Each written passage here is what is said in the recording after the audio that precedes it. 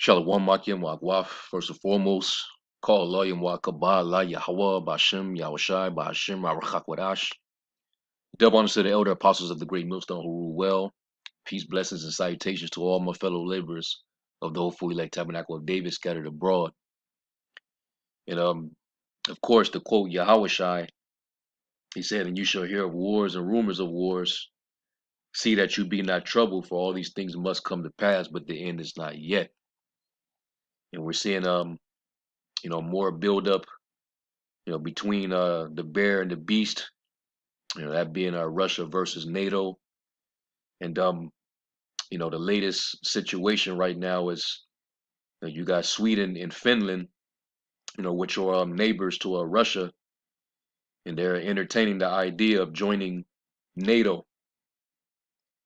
And we already know how Russia feels about any of the neighboring countries. If they try to align themselves with NATO, they're pretty much distancing themselves from the Russian power structure, and it's basically causing threat because we know that NATO is a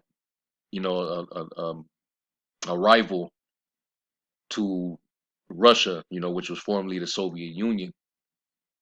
So now Russia is taking offense to it, and now they're responding to it, and it's causing a little bit of division amongst certain NATO members.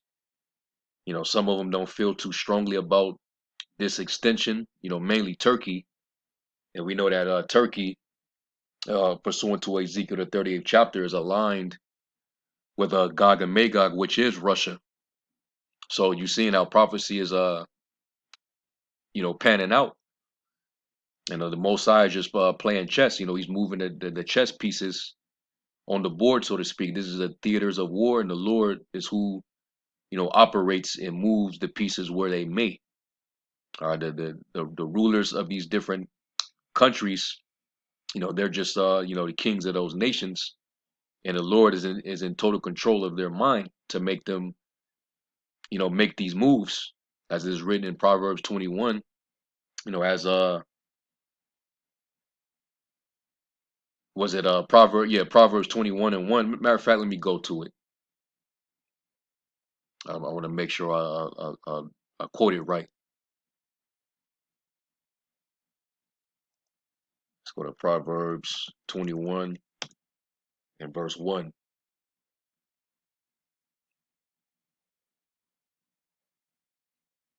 And it says, the heart, it's like the king's heart is in the hand of the Lord. As the rivers of water, he turneth it whithersoever he will. And because all things obey the will of the Most High, is his will be done. So the growing tension over there, in that northern region, is because the Lord is making moves. He's setting these nations up for war. All right, the Lord of hosts is mustering he's mustering the battle, the host of the battle. All right. So anyway, there's just a minute 44 seconds. I'm gonna just play this segment, and then we're gonna play the Russian response, to Sweden and Finland, possibly trying to join the NATO membership. So without further ado, let's listen up. Blinken arriving in Europe tonight. His delayed trip after catching COVID, dominated by tense diplomacy and signs of division among some allies. Russia already angry at NATO countries for supplying arms to Ukraine. Now Finland's president today calling President Putin to personally confirm they're applying to join NATO. Putin replied, abandoning neutrality is a mistake. Russia retaliating by cutting electricity to Finland. We have 1,300 kilometers common border with Russia. The border is peaceful and we want to maintain that border peacefully. Sweden taking part in joint military drills with the US this weekend, set to announce next week it's seeking membership of the alliance. But Turkey's President Erdogan, a NATO member, declaring he is not positive about enlargement. Germany's foreign minister hosting this weekend's meetings, telling us the alliance is strong. How do you maintain unity in Europe and NATO if this fighting and conflict continues over a long period? We are 100% on the same page to defend this international peace order. US intelligence says Russia is preparing for a long conflict. NATO's role will be crucial. Secretary Blinken here for a short time with a lot to talk about. So, you see it. And, Russia's already taken matters into their hands. And they're basically responding. Basically, there's consequences. If they really think they're going to join NATO and it's going to be peaceful and it's going to be, strong, well, Russia is a nuclear powerhouse, and they're not going to bluff. All right. So let's watch this real quick. Ну вот не успел президент Финляндии сказать, что они вступают в НАТО. Целый дивизион Искандеров в количестве 7 штук. Ну, это дивизион 7 штук. И новой техники движется в сторону Выборга. Вот новая воинская часть в Выборге сейчас, походу, и образуется. Ну, под Выборгом где-то. Потому что техника нулячая идет. Уральчики вон технику перегоняют. Так что готовьтесь, финики, к вступлению в НАТО. Да, походу он это машина обеспечения, прям новые Уралы гонят. 7 Искандеров. Походу идет формирование новой воинской части. Молодцы. So you see why Russia is being extra aggressive. I mean, they're already dealing with, the U.S. and NATO sending forces to aid Ukraine over there. But now they're talking about, Finland and Sweden trying to join. And that's NATO basically extending, their power, over to the Russian border.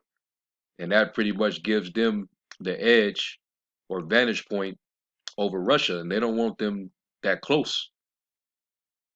So they have to act aggressively and send a message. So we already see where this is going. All right. The Lord is putting more, fuel of fire between the bear and the beast.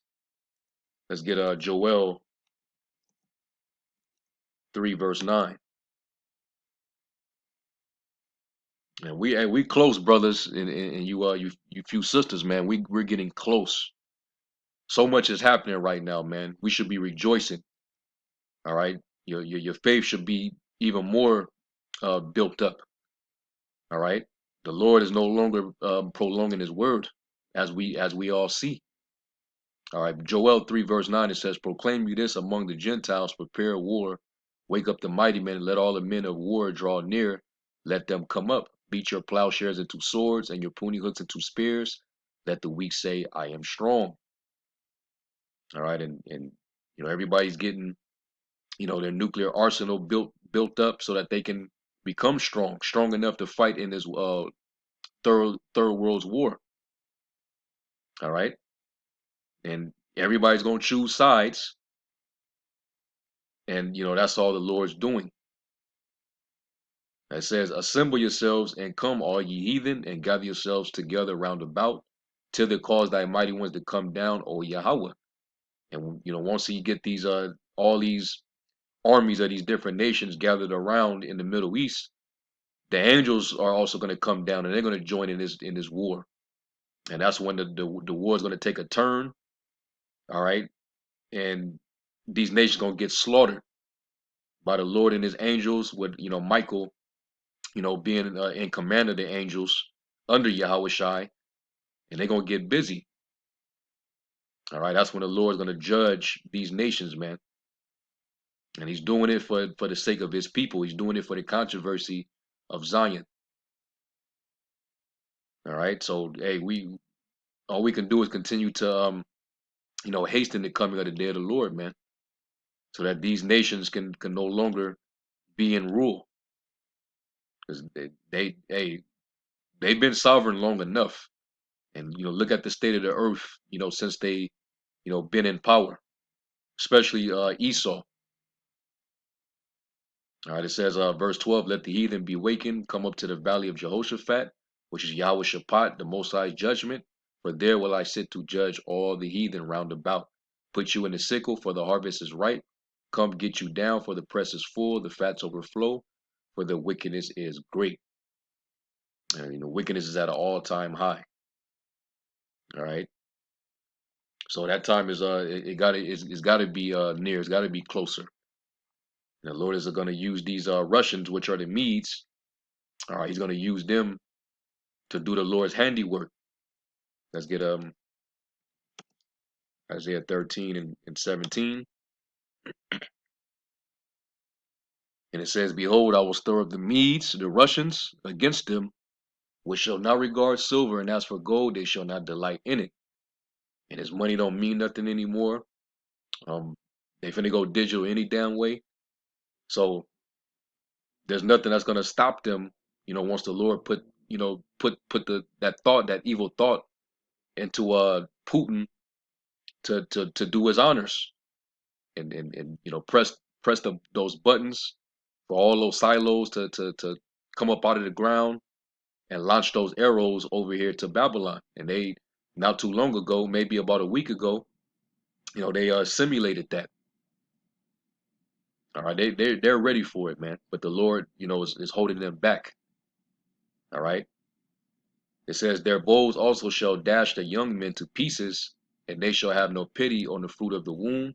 Their eyes shall not spare children. And the Lord is going to have a cold spirit on them, where they're not going to think about, what about the newborns, what about the children. They're not going to have any pity, no remorse, no compassion. So that's how the Lord's going to do that. And it says, and Babylon, the glory of kingdoms, the beauty of the Chaldeans' excellency, shall be as when the Most High overthrew Sodom and Gomorrah. This is when Esau is going to finally be thrown down, his kingdom. It's going to start with Babylon being destroyed, and those his armies, the NATO armies, the military, they're going to get obliterated over there on the other side of the world. So Esau is going to be getting attacked on both sides of the world. And this is how his power structure is going to go out. The beast is going to be given to a burning flame, and Babylon the Great is going to be destroyed in 1 hour. All right. And it says, and it shall never be inhabited, neither shall it be dwelt in from generation to generation. And that didn't happen in ancient Babylon. All right. The Medo-Persians took over ancient Babylon, and it was still inhabited. So that's how this is talking about this Babylon. It says, neither shall the Arabian pitch tent there, neither shall the shepherds make their fold there. So this is how the Russians are going to leave this place. Okay. So let's go from there to Jeremiah 51 verse 11. And it says, make bright the arrows, gather the shields. The Lord have raised up the spirit of the kings of the Medes for his devices against Babylon to destroy it, because it is the vengeance of the Lord, the vengeance of his temple.